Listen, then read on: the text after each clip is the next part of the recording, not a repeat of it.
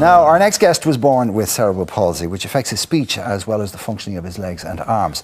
But through the help of personal assistants who act as his translators and help him with day-to-day tasks, he has been able to lead an independent life and was one of the founders of the Centre for Independent Living in Ireland. Michael McCabe joins us now with his wife Sinead to tell us how the latest round of HSE cuts could adversely affect his life. We are also joined by Gary Lee from the Centre for Independent Living, which introduced personal assistance services to Ireland and helps people with disabilities live independent lives. Good morning to you one and all. Very welcome. Michael, I want to chat to you because I want you to give our viewers at home a sense of how much help you need throughout your day to live the independent life you manage to live and how you would be affected without that help.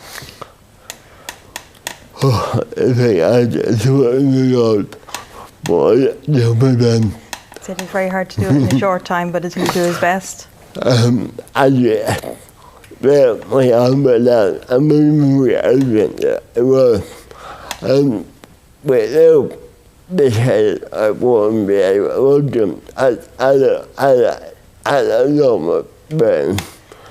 said, with his arms and legs and his speech being affected, without PAs he wouldn't be able to function as a normal person. He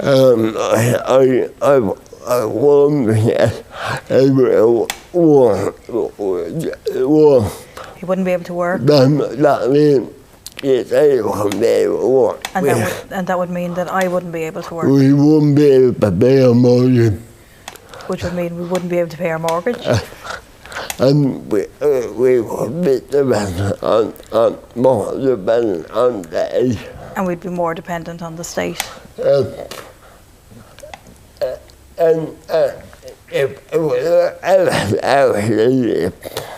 And that would affect our relationship. We wouldn't be equal. Because we wouldn't be equal.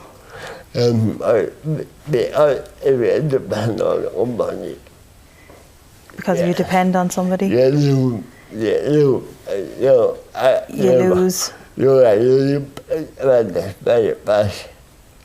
It affects your relationships very badly. I have to say, I don't want to sound patronising anyway, but the fact that you hold down a full-time job to me is pretty remarkable, Michael. I mean, it's a huge achievement. I don't know. You don't think so? You don't think so?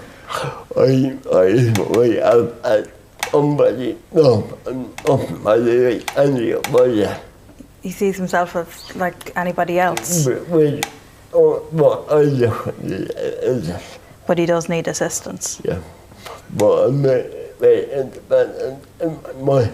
But he's very independent in his mind. I can see that, Michael, I can see that. Sinead, if I can come to you now, you must be terrified at the prospect of these cuts, because it would, as Michael just outlined, alter your life radically. It's very frightening, I suppose, and at the moment, the uncertainty of exactly how those cuts, how far they will go, is probably even more frightening. But I suppose for every hour of assistance that Michael could potentially lose, that's an extra hour that I would have to assist him. Because you're in the role of a full-time carer as it stands. No, I hold a full-time job myself. But I'm assuming when you get home, you care for Michael. Michael's one personal assistants kind of cover most of the day to late night. It's kind of, if he needs assistance during the night, that I will back that up, or if there's certain, say, physical things that need maybe two people to. And that would probably happen quite a lot. And that would happen, yeah. And so I will help out there. Michael, as a taxpayer, you know, mortgage holder, somebody who contributes to the economy, are you angry about what's being done? Are you frightened? Are you worried, or a combination of all of those? All of the above. All of the above. But I handle it, and I am on people don't realize. I'm a husband. That's what you don't understand. You think some people don't realise, as you said, he's a taxpayer. And my wife and my baby. And Michael's saying my wife and my personal assistants are all taxpayers.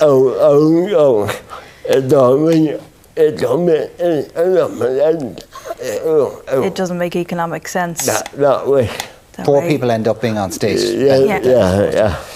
It's because apart from this is a very interesting debate, and not just in terms of the actual cuts and what they will do, but it also goes to the core of how we feel about people with special needs and disabilities, and that we forget that most of them are actually active contributing members of society. They work, they contribute in some form or fashion. And these cuts, there's a perception, I think, sometimes that they're a drain on the state rather than they are net contributors to it. So we have to kind of rethink, and I'll bring Gary in on this, we have to completely rethink how we feel about this and what our perceptions are. You know, we've just watched the Paralympics and we're basking in the glory of that. And in the meantime, where you have the Taoiseach and the government patting these people on the back and you know, figuring out how to give them a parade when they come home, on the other hand, they're cutting benefits and they're cutting aids and they're making those people's lives even more difficult. They are, and the announcements the other day actually fly in the face of government policy, but not only that, also of our international obligations in this area. For example, it makes a mockery of Ireland's reasons for failing to ratify the UN Convention on the Rights of People with Disabilities. 120 countries have ratified it since March of 2007, yet we as a state have failed to do it. Now that's absolutely shameful. Article 19 of the UN Convention on the Rights of People with Disabilities provides for independent living and personal assistance services. Yet we as a state are saying that the government is saying that they will not ratify it until all the ducks are in a line, that we're in compliance with the convention. Yet what they've announced on Thursday evening is actually completely against that and flies in the face of what they've been telling us and the reasons they've been giving us for failing to ratify the UN Convention. Can I ask you a sort of a nuts and bolts, dollars and cents question? How much does a personal assistant actually cost per annum? Well, we're looking at costings of around €23 per hour. Now it depends on obviously on how many hours someone is assessed. How much would Michael get a week, for example? How many hours? Michael has about 100 hours a week. I will be one of that. I will be one of the lucky people. But Michael will be one of the lucky people. The other item that is we're on the red one. So we're all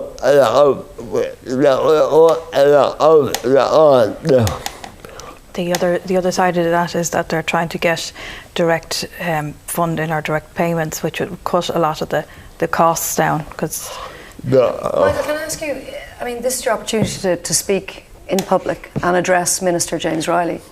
What would you like to say to him? It might be off the air. you might be put off the air if you Well, no swearing, Michael. No swearing. But what would, no, seriously, what would you like to say to him? Well,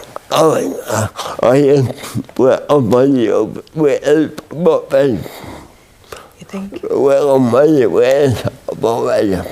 You think with somebody within his profession? I can't believe. You can't believe what he's doing. What he's doing. We all know the country is in a bad way. We all know the country's in a bad way. People like myself, then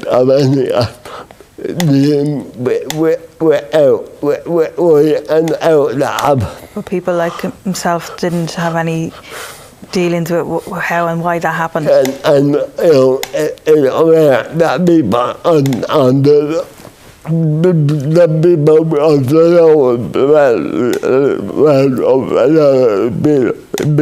It's unfair that people on the lowest level